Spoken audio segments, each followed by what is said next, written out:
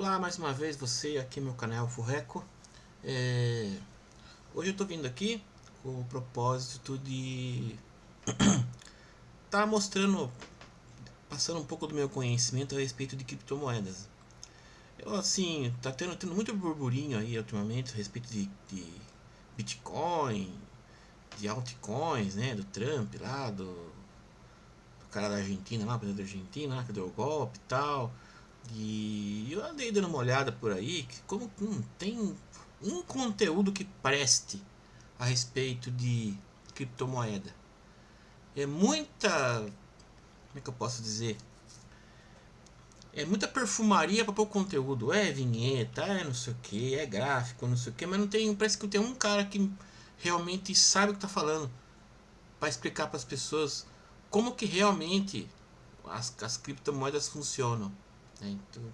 Então assim, a minha sincera preocupação é que tem mais e mais pessoas que estão entrando nisso sem saber como que funciona, entendeu? É como se fosse, por exemplo, uma pessoa que compra um carro e não sabe como basicamente o carro funciona. Então, assim, quem aqui já conhece meu canal sabe como funciona. É assim, ó. Não mostro minha cara, porque uma que eu não sou bonito, outra que eu não preciso mostrar. Se um dia quiserem que eu mostre, eu até posso mostrar, mas não estão perdendo nada. E detalhe, eu sou casado, tá? Então, mulheres, olhem os seus olhos para lá. Então, não tem edição, não tem introdução, não tem vinheta, não tem porra nenhuma. Goste, não goste, é o que é isso, é o que é. E pronto. E ainda tem um aditivo que eu tenho um probleminha pessoal que se chama-se síndrome de Asperger, que às vezes eu me atrapalho com os pensamentos, me atrapalho com as palavras e às vezes o que eu falo pode soar um pouco esquisito. É meu charme. Enfim, goste ou não goste, eu vou seguir sempre o mesmo padrão. Se tiver neguinho fazer zoeira nos comentários, eu vou simplesmente apagar. Se vier com comentários, críticas, né, construtivas, eu vou agradecer, como sempre fiz. Se tiver dúvidas, eu vou responder prontamente, como sempre fiz, com a maior boa vontade. E se vier enxurrada de bunda lelê aqui nos comentários e vier um monte de gente enchendo o saco e coisa do gênero, eu simplesmente vou apagar o vídeo como eu sempre fiz. Eu já fiz isso antes, né? Então é assim, tá? Por quê? Porque eu nunca ganhei, não ganho e nem espero ganhar R$ 1 com isso aqui, tá? Nem tenho número de inscritos para isso, nem tô preocupado com o número de inscritos. Quer dar like, dê. Não quer dar like, não dê. Quer se inscrever, se inscreve. Não quer se inscrever, não se inscreve. E é isso, tá? Então vamos lá. Vamos começar pelo começo. Vou até estralar os dedos aqui, ó. Vou começar com classe. O que são os tal de criptomoedas ou criptoativos? Então, se eu for colocar lá criptoativos ou criptomoedas. Vamos considerar duas palavras: cripto e ativos ou criptomoedas, tá?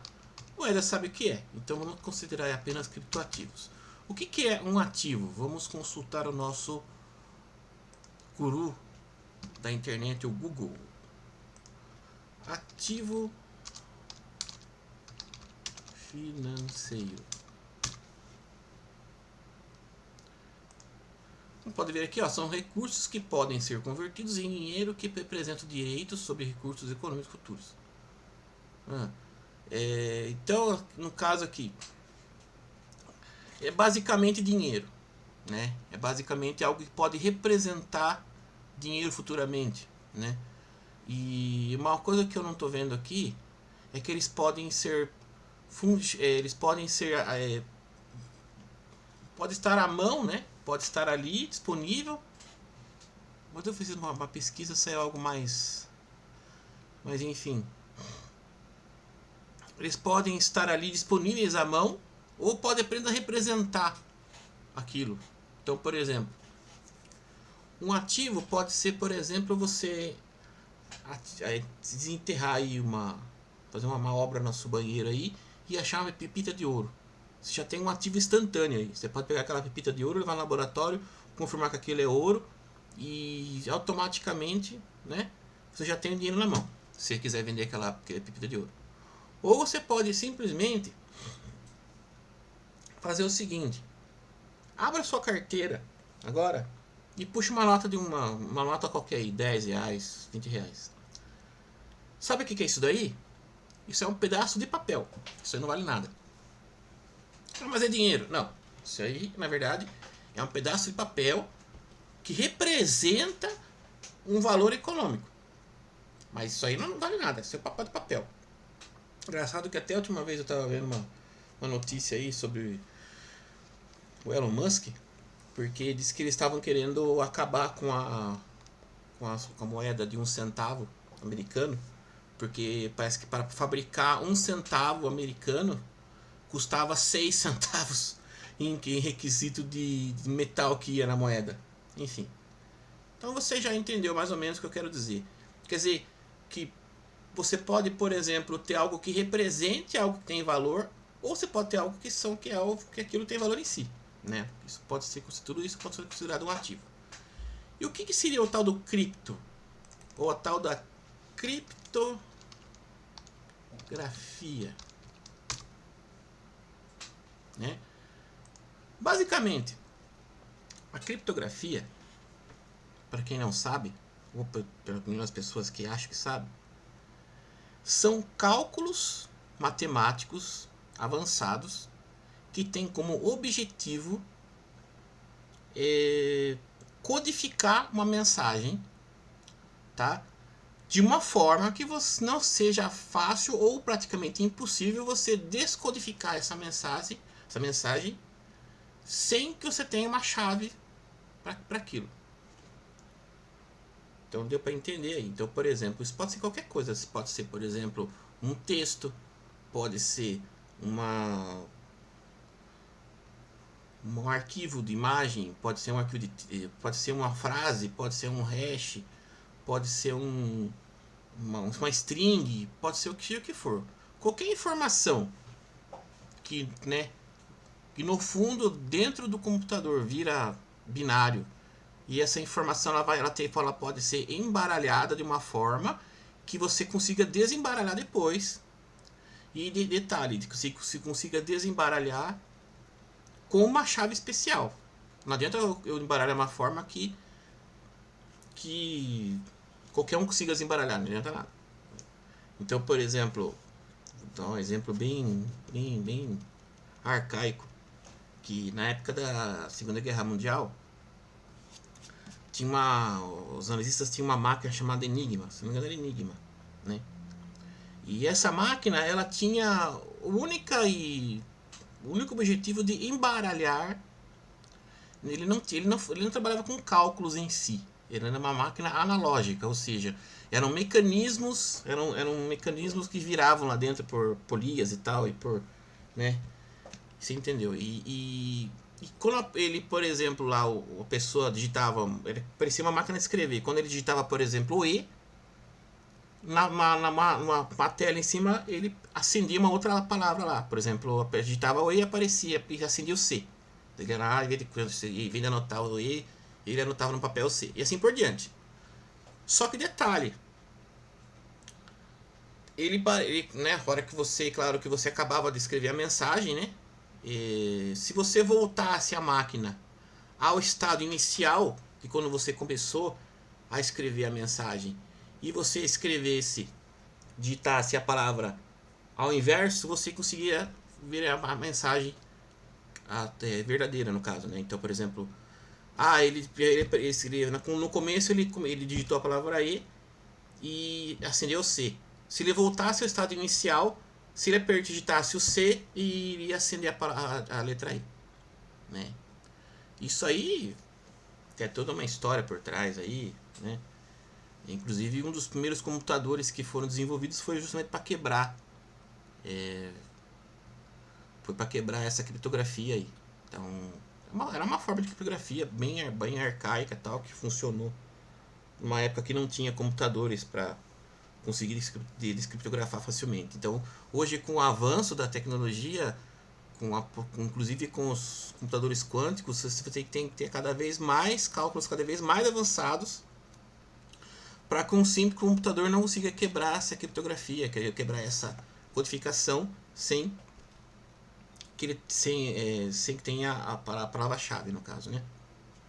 Então, por que nós estamos juntando então a questão dos ativos, né, com a criptografia? Porque justamente a base de confiança desses ativos está justamente atrelado à criptografia. Porque o que dá valor a um ativo, ele não é fundível, né? Não fungível não. Quando ele não está ali, por exemplo, vamos citar o exemplo da moeda, por exemplo. Se eu pegar, eu tenho que produzir um papel moeda que não seja fácil de eu copiar, certo? Então eu pego lá uma nota de 10 reais. Se você pegar essa nota de 10 reais, ele tem o papel, ele tem a maneira como é impresso, ele tem vamos dizer assim, a textura, a tinta, ele tem lá, você pôr no sol lá, tal. Tem várias formas de você provar que aquela moeda é verdadeira, correto?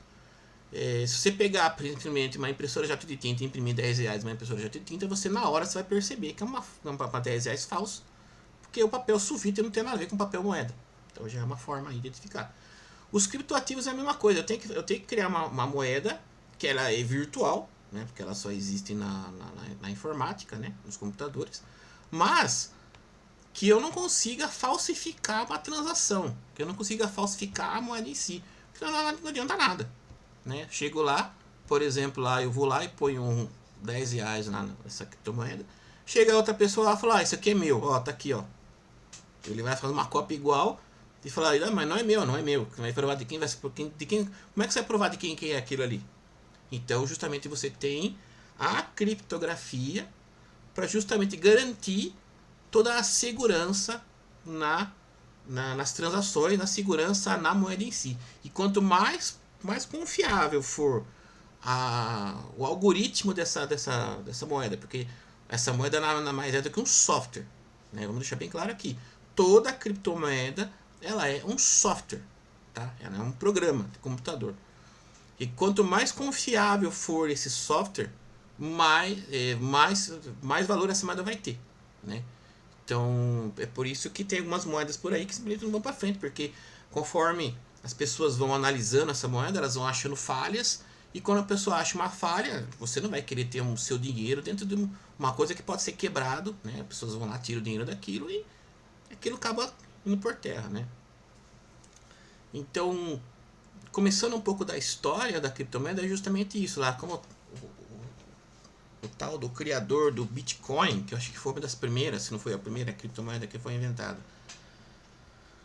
Um tal de, se eu não me engano, Satoshi Nakamoto.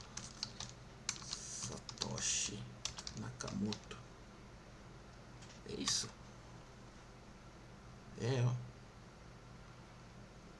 O tal, na verdade, esse cara aí, que você vê, o tal do Satoshi Nakamoto,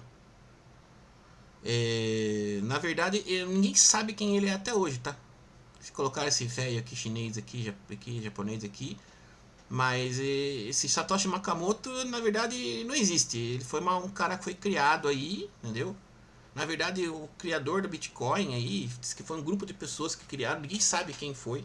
É tudo muito obscuro e, e até hoje ninguém sabe, né? Tá vendo? É um pseudônimo para pessoas que criaram a moeda virtual Bitcoin. Quer dizer, ninguém sabe quem criou. É uma dúvida até hoje. É um dos mistérios da informática que tem até hoje. Enfim. Quando ele criou o Bitcoin, ele idealizou, primeira coisa, que essa moeda virtual, essa moeda digital, ela não poderia ser centralizada. O que isso significa? Significa que Se eu crio, né, como eu falei, a base de toda moeda é a confiança. Imagine que eu vou lá e crio lá uma moeda, né? E todo o funcionamento dessa moeda, ela é baseada em um lugar central, num servidor central. Na minha casa, por exemplo, ó, monta um data center fudido na minha casa aqui, ó, tem uma moeda na minha casa aqui, ó. Daí todo mundo começa a comprar, pá. Se amanhã depois a minha casa pega fogo, o que acontece com essa moeda? Acaba a moeda. Entendeu? Então, acontece que nem aconteceu com o Napster, por exemplo, né? Não tem nada a ver, mas é um exemplo. Por que o Napster ele acabou e o BitTorrent continua até hoje? Por que ninguém consegue acabar com o BitTorrent? Porque o Napster ele era uma plataforma centralizada, ele é baseado em servidores centrais. Quando a justiça determinou lá que aquilo ali era tudo para pirataria e mandou derrubar, os caras foram lá, meteram o pé nos servidores do Napster e acabou o Napster. Tem música para ninguém. Para quem não sabe, o Napster é uma plataforma de baixar música para a internet, né? Uma fonte de uma forma de piratear a música. Quem tem seus 30 e poucos anos vai lembrar disso. Quem não tem, tá o Google aí para você pesquisar. E BitTorrent, quando ele apareceu, ele também foi considerado como uma fonte de pirataria. Só que se você entrar no BitTorrent hoje aí, você consegue fazer ele funcionar bonitinho. Por quê? Porque o BitTorrent ele é uma plataforma descentralizada, ele é um P2P, ele é um peer-to-peer, ele não tem servidor central. Todo cliente é um servidor. Então, ao mesmo tempo que a pessoa ele está trabalhando, ele está utilizando a plataforma, as pessoas estão se utilizando dele como plataforma também. Você não tem uma centralização. Então, quando idealizaram o Bitcoin, eles falaram a mesma coisa. O Bitcoin ele não pode ser centralizado, ele tem que ser uma moeda descentralizada. Ele tem que ser um P2P. Então, toda pessoa que for, teoricamente, for utilizar o Bitcoin, ele vai ter todos os dados, todas as informações que a plataforma precisa para poder funcionar dentro do próprio cliente. Isso foi uma coisa que foi idealizado, que é até hoje, e todas as criptomoedas funcionam dessa forma. Tá? Aí você vai perguntar, poxa, mas então quer dizer que se eu for utilizar o Bitcoin ou qualquer outra criptomoeda, eu vou ter que ter todos os dados? Não, não é bem assim. Na verdade, você se utiliza de um serviço e esse serviço é o cliente, ele vai ter os dados ali dentro. Mas se aquele serviço cair, você tem outros. Tem vários outros, que vai ter uma cópia igual. Correto? E quando esse suposto japonês aqui, não é ele, né? Isso aqui é só uma representação. Ele idealizou o Bitcoin, ele idealizou o funcionamento à base de como? Ele idealizou o funcionamento por base do bloco, esse tal do blockchain, ou ele idealizou o funcionamento por base de blocos, né, supostamente, a cadeia de blocos, né, blocos em corrente, né, blockchain. Que seria o quê?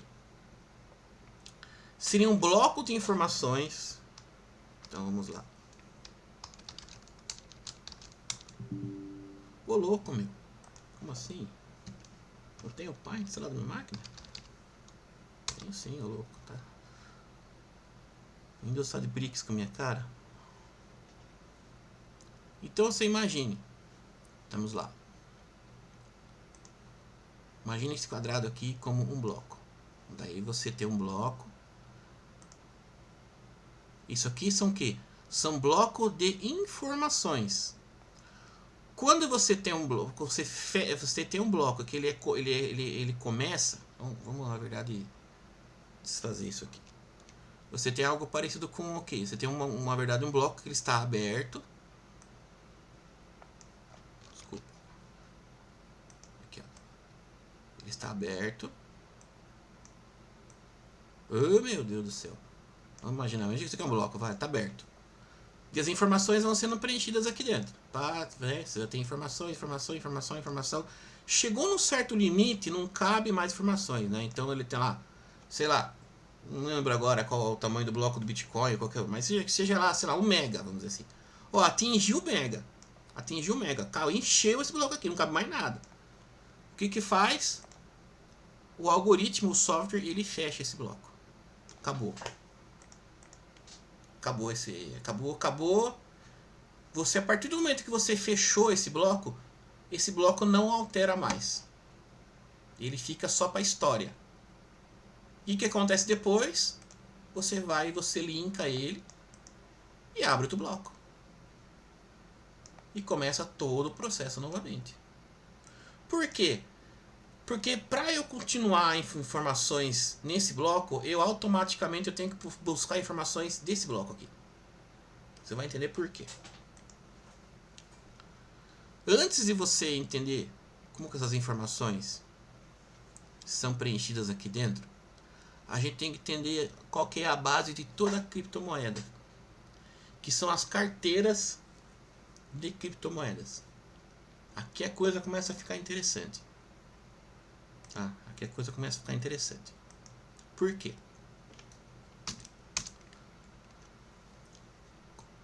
Como eu falei anteriormente, toda a informação das criptomoedas são criptografadas.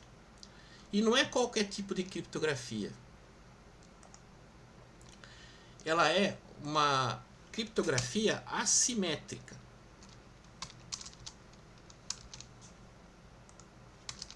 Criptografia assimétrica.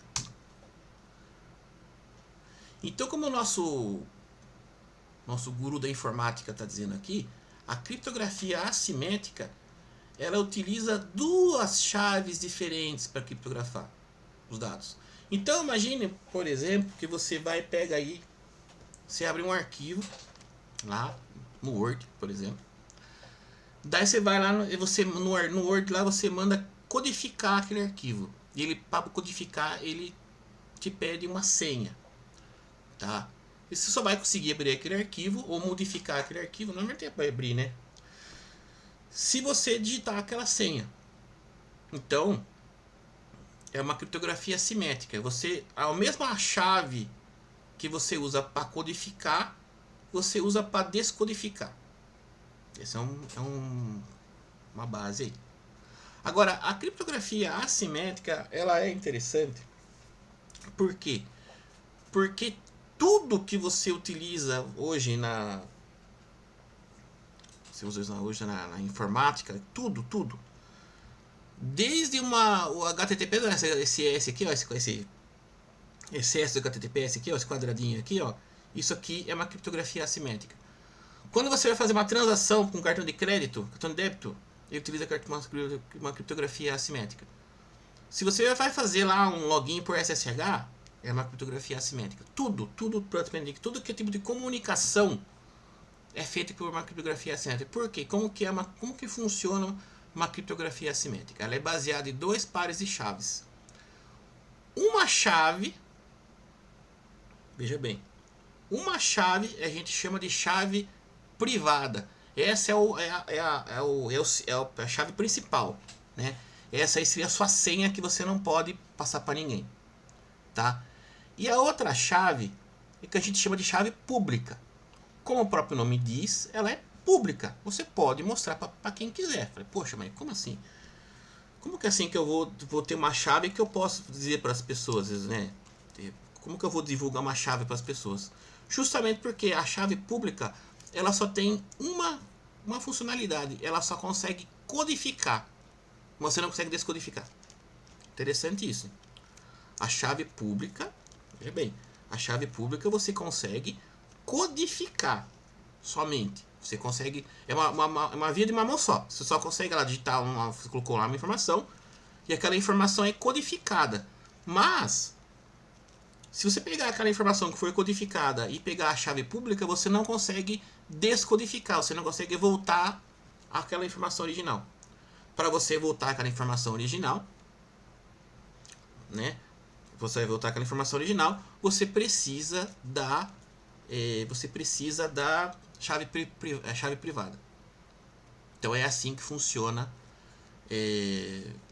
a chave, a criptografia assimétrica, quer dizer.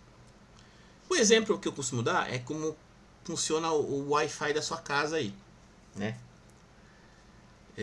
O Wi-Fi da sua casa, normalmente, ele trabalha com aquela SSL2, fugiu o nome agora.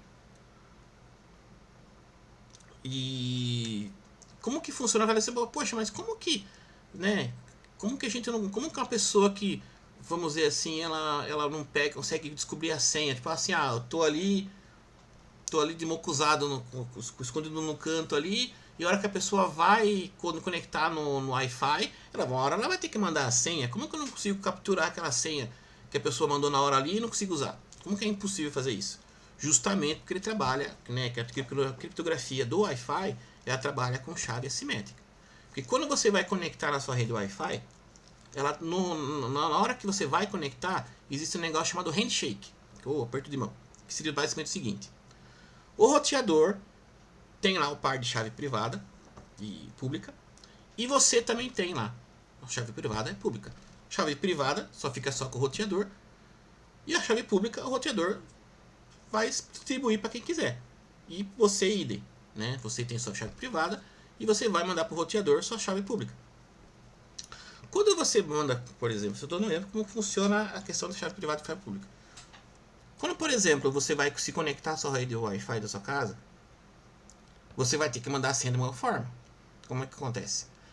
O roteador, ele normalmente fica ali dando um beacon, né? Fica dando um sinal, estou aqui, estou aqui, estou aqui, né? E incansavelmente, né? Daí você, opa, tem um roteador aqui, que é no metal. Daí você manda uma mensagem para o roteador, roteador metal, quero me conectar a você. Ai, que legal, o roteador fala, ele desenvolve a resposta. Legal. Aqui está a minha chave pública, né? Aqui está a minha chave pública. Você recebe aquela chave pública do roteador. Você vai codificar a senha, certo? Você vai codificar a senha que você acha que seria, né? Assim, digamos que você sabe a senha para poder conectar numa rede Wi-Fi. Você vai codificar a senha utilizando aquela chave pública e você vai mandar aquela senha codificada pela chave pública para o roteador. Então repare que por mais que eu pegue a chave pública que o roteador mandou, por mais que eu pegue a senha codificada que o cliente mandou, eu não vou conseguir descobrir qual é a senha, porque a chave pública ela somente consegue codificar, ela não consegue descodificar. Eu tenho os dois, eu tenho a senha codificada, eu tenho a chave pública, mas não vai adiantar de nada, porque ela só consegue codificar, não consegue decodificar. A hora que essa chave pública, a hora que essa senha codificada, desculpe, chega no roteador, o roteador tem a chave privada, né, que só ele tem, e através da chave privada ele vai descodificar aquela mensagem, vai verificar se a senha é correta e vai autorizar então aquele cliente a se comunicar, né? E detalhe, toda a mensagem, como eu falei, é mandada codificada pela chave pública do roteador. Quando recebe, ele descodifica e vice-versa. Quando o roteador manda uma mensagem para o cliente, ela é codificada pela chave pública do cliente e só o cliente com a chave privada vai conseguir descodificar e toda a informação que ele trafega na rede Wi-Fi ela é codificada. Então, sabendo disso, o que acontece? Então, imagine lá que eu tenho, então, né?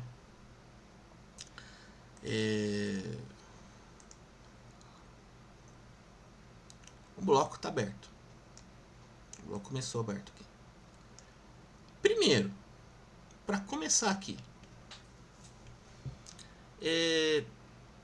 eu tenho que ter moeda. Eu tenho que ter moeda. Essa moeda tem que vir de algum lugar, né? Ela tem que vir de algum lugar, né? Não se cria do nada, né?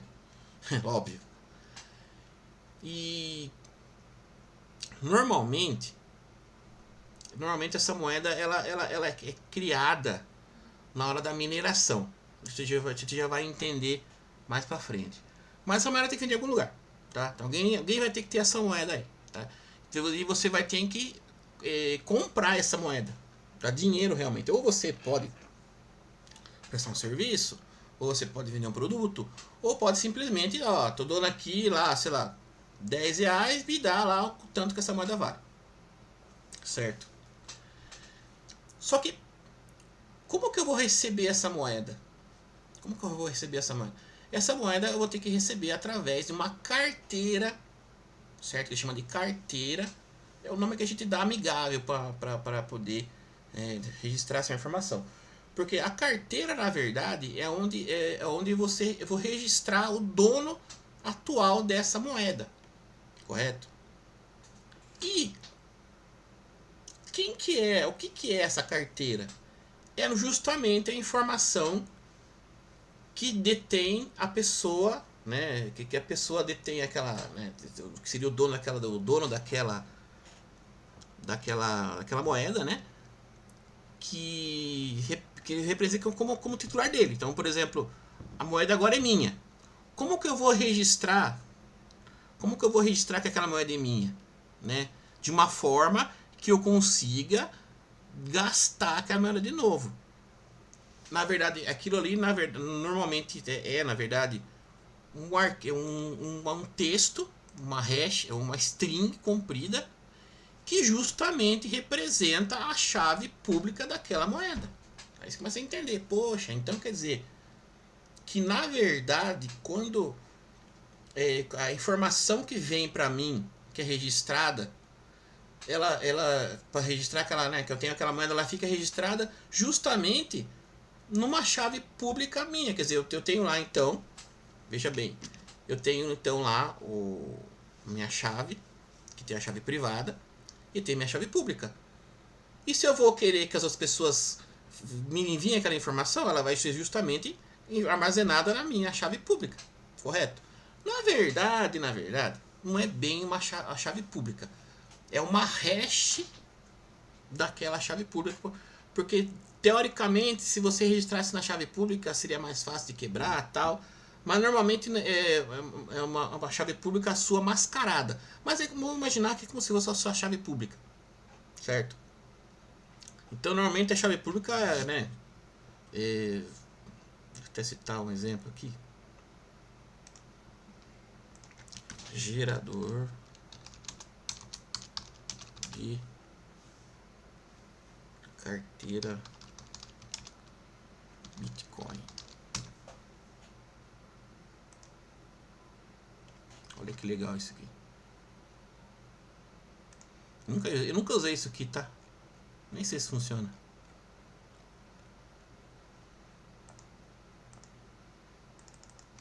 Não, acho que não tá legal isso aqui não. ETH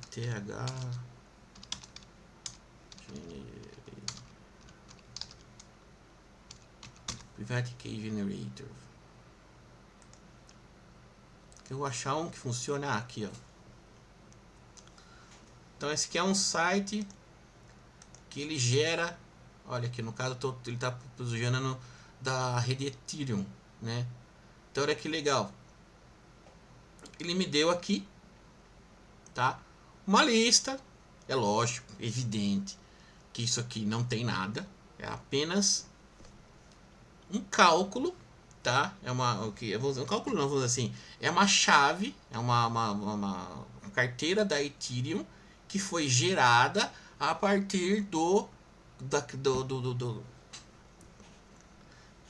a partir do software, né? Do algoritmo Ethereum que foi gerado dentro dos parâmetros do Ethereum, foi gerado então que eu tenho aqui da chave Ethereum, tá? Isso aqui que eu selecionei, esse primeiro aqui, é como se fosse a chave pública, chave pública dessa chave privada aqui. Então essa aqui como se fosse na chave pública e essa aqui é a chave privada. Então esse aqui eu posso codificar à vontade as transações, quantas quiser, tá? Mas sem isso aqui eu não consigo tirar a transação. Você já vai entender melhor. Quando eu gero uma chave, né, um endereço, né, de qualquer seja qualquer for, aqui do Ethereum, uma fosse do Bitcoin, seja qual for. Quando eu gero uma chave, uma carteira, isso significa que ele já está na rede? Não. Eu posso pegar aí um papel, caneta e seguir lá seguir o algoritmo da Ethereum e através de papel e caneta gerar isso aqui. Pegar o algoritmo lá do Ethereum, tá? De como gerar uma carteira Ethereum, no papel e caneta eu vou lá, faço a lógica, você vai levar uma eternidade fazendo papel, mas é só um exemplo. Eu vou gerar isso aqui. Exatamente isso aqui. Só que é lógico que, né, por via software é muito mais fácil, né? Isso aqui não está na rede. Isso aqui somente existe aqui, entendeu? Isso aqui só vai fazer parte da rede Ethereum, né? A partir do momento em que eu fizer uma transação nesse endereço aqui, né? Então ele vai pegar, vou fazer o seguinte, então, uma pessoa X, né? Uma pessoa X lá no bloco anterior, tem lá moeda lá, tá? E eu comprei dessa pessoa, paguei para essa pessoa por serviço, seja que for, e vou receber dessa pessoa, essa moeda da Ethereum, por exemplo. Pode ser Bitcoin, Dogecoin, seja o que for. A pessoa vai falar para mim assim: qual que é a sua carteira Ethereum, por exemplo, para eu poder te mandar? Né? Então é como se fosse, por exemplo, falar assim, ó, eu vou te pagar o serviço, vou te pagar alguma coisa, me dê sua conta de banco. É um número qualquer lá da conta do seu banco, do Itaú, seja que for lá. É a mesma coisa. Você vai falar, minha carteira é essa carteira aqui, ó. Me manda nesse endereço aqui. Mesmo que eu nunca tenha sido usado antes, mas é esse aqui.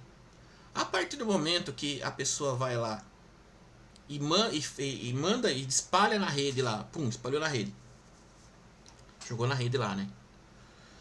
Na rede Ethereum, por exemplo.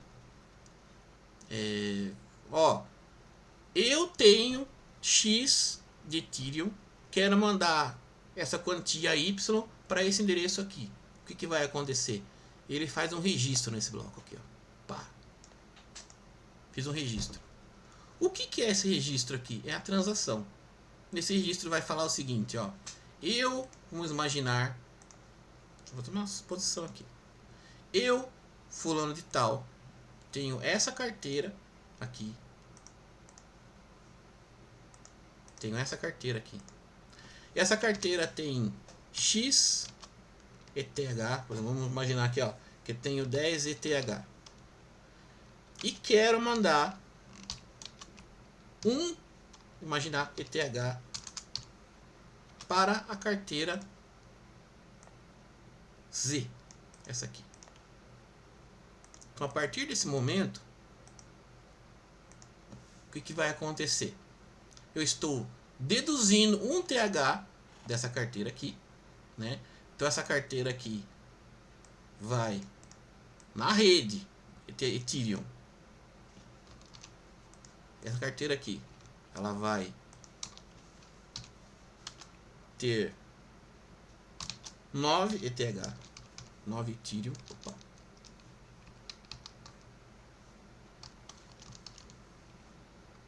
E a partir de agora, essa carteira aqui, ela já existe na minha rede, porque agora essa carteira tem um ETH. Então a partir de agora, essa minha carteira, ela passa a existir dentro. Antes ela não existia, porque ela não, né? Era apenas um número. Agora, como ela foi registrada, e para você registrar uma carteira dentro da rede, ela precisa ter alguma movimentação, ela foi registrada como tendo um ETH lá dentro, tá? Daí você vai perguntar para mim, mas Daniel, mas cadê a moeda? Cadê a moeda Ethereum? Pois é, não tem moeda. Como assim não tem moeda? Não tem moeda. Toda transação, olha, aí que vai cair, né? Vai aparecer lá aquela imagem lá daquela mulher lá, com um monte de cálculo, né? Esqueci o nome dela. Tudo que acontece dentro de uma rede, seja ela Bitcoin, seja ela Dogecoin, seja ela o que for, são apenas transações. Só é isso aqui, basicamente isso aqui. Ó, a carteira tal tinha tanto, né? Tinha um número lá, ó, tinha tanto, aqui, ó, agora a partir de agora ela tem 9. Tinha tanto. Eu deduzo tanto para tal outra carteira e agora ela tem tanto, essa aqui tem tanto. Acabou, é isso. Não existe moeda. Não existe moeda. São apenas transações. Tá? Outra pessoa pode chegar aqui e mandar, fazer uma outra transação nesse endereço aqui. Ela vai ficar com mais, vai ficar com menos, vai ficar com mais, vai ficar com menos. Essa aqui eu posso, por exemplo, agora, agora eu tenho um Ethereum, né? Agora eu tenho um Ethereum. Então eu posso, por exemplo, agora eu posso, por exemplo, lá comprar um sorvete em Ethereum, por exemplo, né? Esse sorvete custou 0,00, né? Sei lá, né? 0,001, então, né? Vamos imaginar, custou meio Ethereum. Não tô com cabeça para fazer cálculo agora aqui. Tô pensando em outras coisas, o meu cérebro só funciona de uma forma, faz cálculo ou pensa em passar informação para você.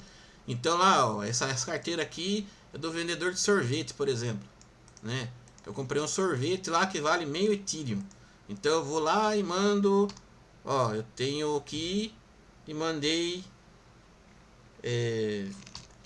0,5 ETH para essa carteira aqui. Então a partir de agora, essa carteira aqui, a minha que antes eu tinha um Ethereum, agora eu tenho meio Ethereum. E essa carteira aqui lá do vendedor, né? Vamos dizer que antes tinha, né? Que ele vendeu vários sorvetes. Antes tinha 20 Ethereum, agora tem 20 Ethereum e meio. É isso. É isso que acontece. Tá? Simples assim, nu e cru. E essas informações, como eu falei, todas essas transações, elas vão sendo preenchidas no bloco. Ah, transação do fulano de X, blá blá blá blá blá blá blá blá, né? Ah, isso aqui lá, comprei um sorvete, comprei um sofá, isso aqui lá, teoricamente seria isso, né? Acabou. Encheu o bloco. Fecha o bloco. Opa. Fecha o bloco. E abre outro bloco.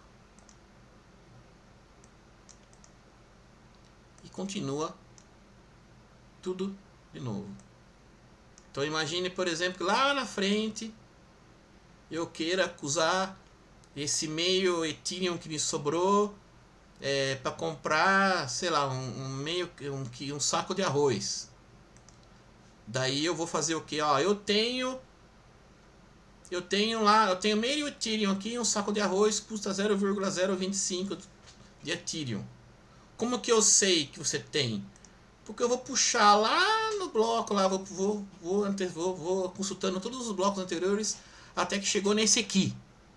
Ah, então nesse bloco aqui, ó, ele recebeu esse tanto de Ethereum aqui e ele continua tendo, né? Ele continua tendo. Então eu sei que ele tem, então eu posso realmente, né? Então eu sei que. Então assim, cru e nu é assim que funciona. Você vai perguntar pra mim, tá? Mas como que eu sei, como que a rede sabe, por exemplo, que você é o detentor, né? Porque eu posso falar assim, ó, eu sou o dono desse cara aqui, né? Ó, eu sou o dono desse cara aqui, eu sei que esse cara tem 9 ETH e eu quero gastar esse dinheiro aqui. Como que eu sei, né? Como eu simplesmente podia jogar na rede, ó, tô transferindo aqui para cá. Como que a rede sabe que você é o dono dessa chave, dessa carteira aqui? Você deve estar imaginando. Através da chave privada. A chave privada é sempre sempre o mestre de tudo. Quem detém a chave privada detém a carteira. Acabou. É isso. E para isso, né? Como as informações elas são apenas registradas na rede, eu tenho que ter alguém o quê? Não adianta nada eu ir lá e fazer uma transação e ela ficar ali, né? Ela tem que ser o quê? Ela tem que ser checada, ela tem que ser verificada. Alguém tem que chegar e falar assim, ó, olha, realmente, ó, esse fulano aqui, ele é dono dessa carteira aqui, ele pode transacionar, ele pode tirar dinheiro daqui e mandar para outro, ele pode gastar esse dinheiro, porque ele tem a da chave privada. Mas como que eu sei que ele tem a chave privada? Tá através de um processo de verificação, ou no caso as pessoas falam, um processo de mineração. Ah, então é aí que começa a questão da mineração. Sim, aí começa a questão da mineração. A mineração nada mais é do que a checagem das transações. Só que tem um porém aí. Partimos do pretexto de que ninguém trabalha de graça. Correto? Ninguém trabalha de graça. Então, antes que o algoritmo feche um bloco, foi que fechou o bloco, todas as transações elas têm que ser verificadas. Quem que verifica isso? Uma pessoa, né, que vai lá e gasta energia, gasta tempo, e essa pessoa tem que ser paga de alguma forma. E esse pagamento ele é feito de duas formas. Primeiro,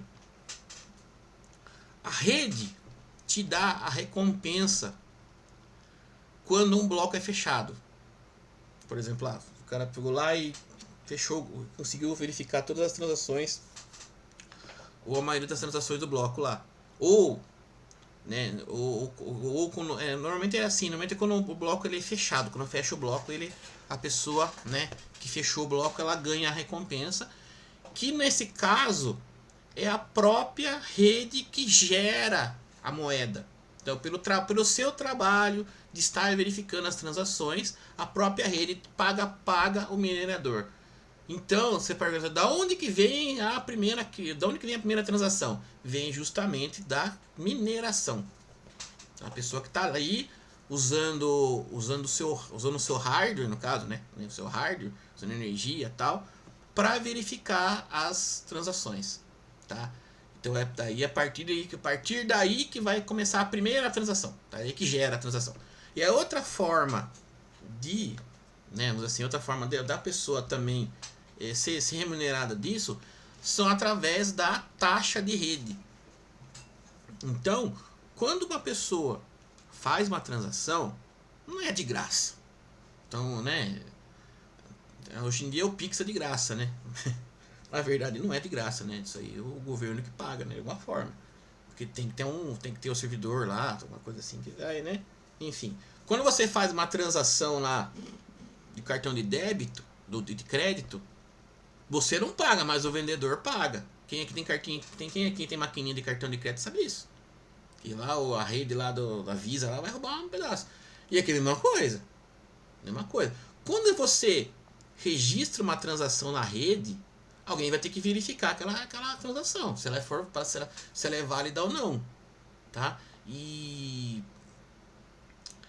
isso aí você tem que pagar essa pessoa que vai fazer isso. Então, na transação, né, aqui eu não coloquei nada, mas no meio da transação existe o tal do FII, que é a taxa. Então, por exemplo, eu fiz essa transação aqui, né? Então, na verdade, eu não recebi um ETH, né? Vamos imaginar, por exemplo, que 0,9, só dando um exemplo aqui, 0,9, desculpa, 0,1, tá? Foi o FII, né? E que a pessoa recebeu, na verdade, foi 0,9, né? Porque uma parte da transação, esse 0,1 aqui, ficou, na verdade, 0... É isso. Isso, 0,9. Ficou com 0,9. Porque aqui, na verdade, ele não está com 1. Está com 0,9. ETH. Né? Porque esse 0,1 aqui foi para quem? Foi para taxa de rede. Foi para a pessoa que vai justamente verificar essa transação aqui. Tá? Daí você vai perguntar para mim, mas quanto que é na verdade esse FII? Então, É outro então, né? Aí que começa, as criptomoedas começam a complicar, começa a dar, né, começa a questão, são os problemas reais, né, das criptomoedas que, porque vamos dizer assim, aí já começa a questão de lei de mercado. Por quê? Porque a pessoa quando vai lá, começou a minerar lá, ó, começou a minerar. Então tem lá, tem um monte de transação, ó, uma cacetada de transação lá que precisa ser verificada. Se fosse você, por qual você começaria? Por que pagar mais ou que pagar menos? Que pagar mais. Então, chego lá, ó. Transação, lá. Ó, essa transação aqui, ó. O cara tá dando 0,9 e essa transação tá dando 0,8. Vou começar para pagar mais. E, e começa essa questão, quer dizer, quanto mais transações por minuto, seja o que for, tiver, quanto mais transações tiver na rede, maior vai ser o preço da transação. E não estou falando aqui de centavos. Eu não lembro, mas até outro dia aí eu precisei. Eu fiz uma transação em Ethereum, né? Eu comprei uns Ethereum aí na rede base e essa transação me custou R$20. Lógico, essa transação é em dólar e aí começa a foder tudo para nós menos mortais que os reais. Mas uma transação me custou R$20. Pra ter uma ideia, você começa a pensar assim, vai pensar duas vezes antes de você fazer uma transação, né? Porque você sabe que vai custar caro. Mas depende da rede, né? Por exemplo, se você for fazer já outras redes, né? Já estão de outras formas de você fazer essa verificação que torna um processo mais barato, que eu já vou falar já agora. Mas assim, fiz uma outra transação, por exemplo, na rede Solana, que me custou 10 centavos. Mas como que pode, né, uma transação numa rede ser tão caro e na outra ser bem mais barato? Porque principalmente quando eu falo assim, e é verdade, a rede Bitcoin já ela é obsoleta. Porque já existem outros métodos e outras formas de você fazer essa verificação que são mais eficientes. Então no caso do Bitcoin, a mineração ela é feita por prova de trabalho, que se fala, né? Então a prova de trabalho no Bitcoin, para a pessoa verificar uma transação, ela vai ter que fazer, ela vai ter que pegar e destrinchar cada, né? Então assim, cada chave pública, né? Com as informações lá da rede, com cálculos avançados que eu não vou comentar aqui porque nem cabe o contexto. Que são assim, esses cálculos são propositalmente estão ficando cada vez mais pesados, né? Tanto que no começo lá, até eu, né, com uma plaquinha de vídeo modesta, eu conseguia minerar. Ganhava uns truquinhos ali, né? Lógico que quem faz as transações mais rápido ganha antes a fatia maior do bolo, né? Então quem tem um hardware mais poderoso consegue fazer mais transações mais rápido do que eu e vai ganhar mais, vai até fechar o bloco e vai ganhar lá o prêmio máximo. Como eu tinha uma plaquinha de vídeo modesta, eu ganhava lá uns centavinhos lá, coisinha assim. Então, uma outra transação lá que sobrava lá do resto do bolo lá, eu conseguia fazer e ganhava um troquinho lá, entendeu? Hoje em dia isso é impossível. Hoje em dia, se você não tem um puta de um hardware dedicado lá tal, você não consegue. E até uma das questões, maior das questões aí do Bitcoin é justamente isso. Como a maioria dos mineradores, né? Isso é uma coisa que eu mesmo não confio mais na rede do Bitcoin por causa disso. Como a maioria dos mineradores são fazendas imensas lá na China, lá que os caras têm todo o hardware à vontade, porque lá é barato, os caras têm lá energia praticamente de graça, né? E tudo é baseado em força de trabalho, né? Ou seja, o cara tem que pegar cálculo por cálculo, tal, não sei o que, fazer aqui dentro da rede para poder verificar se a transação está correta ou não.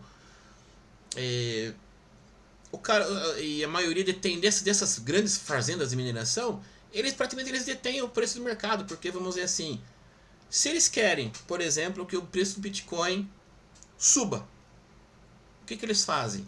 Eles fecham a torneira.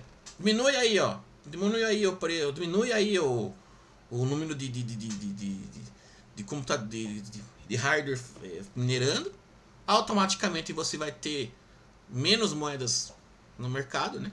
Porque vai ser gerado menos moedas e tal. E o preço da moeda sobe.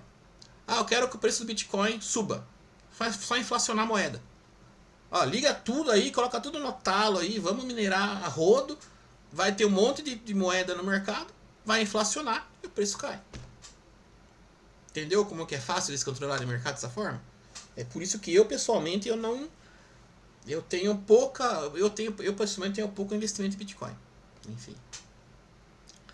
Mas, como eu falei, existem outras redes aí, como por exemplo a Solana e as últimas versões do Ethereum, né? Que eles perceberam que a mineração ou a verificação por força de trabalho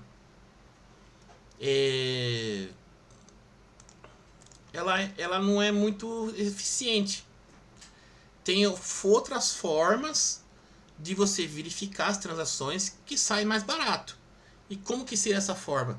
Seria, no caso, a mineração por forma de garantia. Tá? Então, a Solana e outras mais. Outras versões do Ethereum aí, no caso, Ethereum Rede Base e tal, Rede Base, né? E outras aí também, que utiliza essa por força de prova de garantia. Que basicamente é o seguinte, né? Que basicamente é o seguinte. A pessoa que quer minerar, ela tem que fazer um depósito na rede. Um depósito grande. Se eu não me engano, é um valor alto. Não é qualquer pessoa que tem isso aí, não. É um valor alto. Ela tem que fazer um depósito, né, na rede mesmo, né, no algoritmo mesmo. E ali, meu, é o seguinte: se você fizer uma cagada ali dentro, você perde aquele dinheiro. Então, o que a pessoa vai. O que normalmente o algoritmo ali dentro, né? Ele vai ter outras formas de você verificar essa transação que não seja por cálculos avançados, entendeu? Vai lá, vai futucar lá desde o início lá dos blocos, tal, não sei o que, entendeu? Não vou ter detalhes técnicos, né? Nem interessa que detalhes técnicos como que ele faz isso. Mas ele vai verificar, né? Porque a ideia é o seguinte: a ideia seria que você, por exemplo, você transacione maliciosamente faça uma transação maliciosa ali dentro e você mesmo vai lá e confirma. Entendeu? Essa aqui seria o principal problema do mineração. É por isso que a minha mineração é um negócio que está cada vez mais difícil de ser feito. O maior problema é esse. Entendeu? Então, por exemplo, se eu vou lá e faço um depósito, entendeu? E faço uma transação ali dentro e que eu falei, eu confirmo maliciosamente aquela transação e os colegas do lado ele tá tudo de olho em mim, não bate, entendeu? A informação não bate, porque não tô só eu minerando, tem uma cacetada de gente minerando também. E fala assim, ó, o fulano do lado tá de maldade. O que acontece? Além de eu perder aquele depósito, eu nunca mais consigo ser minerar ali dentro. Então esse é um outro conceito de se minerar, que é o conceito que torna mais barato por exigir menos energia, por se conseguir até fazer um número maior de transações no mesmo espaço de tempo, entendeu? Justamente por ter um trabalho de se fazer, que é por prova de garantia.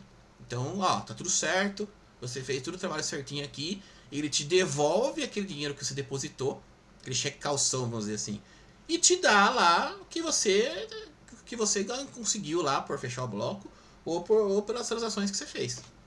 Basicamente isso. Então hoje em dia está se valendo mais dessas formas de minerar. Tá? Então uma coisa que eu quero que você saiba, só para finalizar, que está dando quase uma hora de vídeo. Uma coisa que eu quero que você saia daqui entendendo é o seguinte: como que funciona o sistema de blocos aqui do tal blockchain, o famoso blockchain, tá? E principalmente uma coisa que eu quero que vocês entendam é o seguinte: se você não tem esse cara aqui, se você não tem isso, você não tem, as Bitcoin não estão com você, tá? Por que eu quero dizer com isso? Quando você, por exemplo, você compra uma Bitcoin, normalmente você compra numa uma corretora, enfim, e ela fica lá dentro, tá? Então ele fala assim, você, Daniel, você tem lá, por exemplo, você tem um Ethereum aqui dentro, você comprou um Ethereum, tá aqui, ó, seu Ethereum. Só que enquanto esse um Ethereum estiver dentro da caixa, dentro dessa corretora, dentro desse site aí, por exemplo, o Coinbase, assim por diante, né? O mercado Bitcoin, que é brasileiro e tal. Essa moeda, essa quantia de moeda que você está, ela está custodiada nessa empresa, nessa instituição. Ela está sob custódia dessa instituição.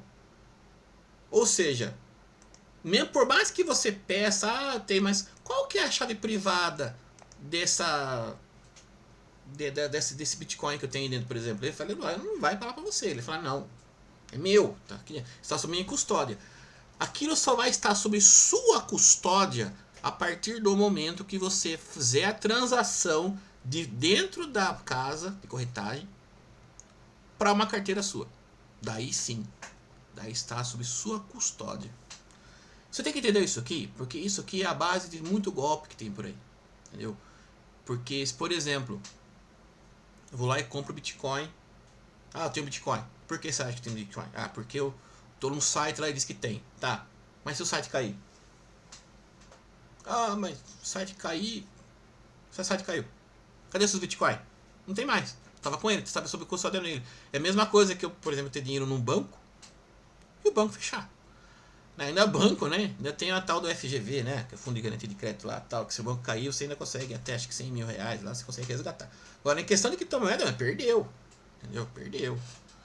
Então, se você não tem essa ideia de que se você se o seu Bitcoin está registrado numa carteira tal e você não tem a chave privada dessa carteira tal, por mais que essa chave privada esteja guardada dentro de um software, você não detém aquela moeda. Aquela moeda não está com você. Certo? Então por hoje eu quero que você entenda isso. Eu pretendo continuar esse assunto, que esse assunto é mais complexo. Daí eu vou continuar falando mais a fundo a respeito disso aqui, tá? Então, por enquanto é isso. Se você tiver alguma dúvida, escreva nos comentários aí, tá? Pretendo continuar esse assunto semana que vem, tá bom? Então, até mais.